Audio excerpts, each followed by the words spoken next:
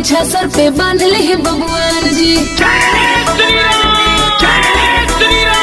हिंदू धर्म के रक्षा कोइल हटे राउर काम जी। भगवान रंग के गमछा सर पे बांध ले बबुआन जी। तिलक लगा दो सर पे हमरा सुनो हमर प्यारी, राम लला के जुलूस के हो खतावे तैयारी। नारा बोली बबुआ जय श्री राम, बोली बोली बबुआ जय श्री राम, जय श्री राम, जय श्री राम, जय Shri Ram. Music by Prince Pawan.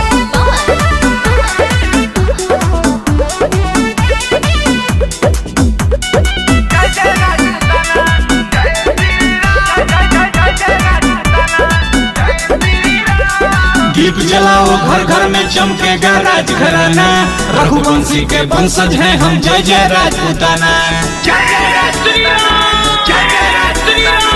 Ram Lalla की धरती है यहाँ भगवा है लहराना। सियापति के नाम से आज गूंजेगा जमाना।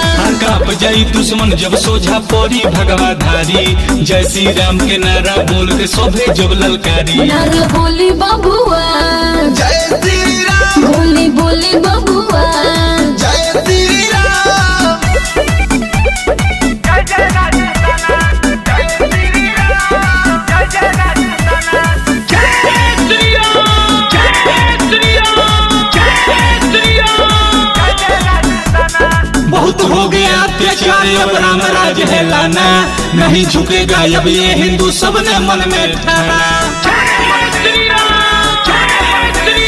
रघुनंदन के अभिनंदन में सबको जोत जलाना। प्रिंस पवन ट्विंकल माही का बजेगा बस गाना।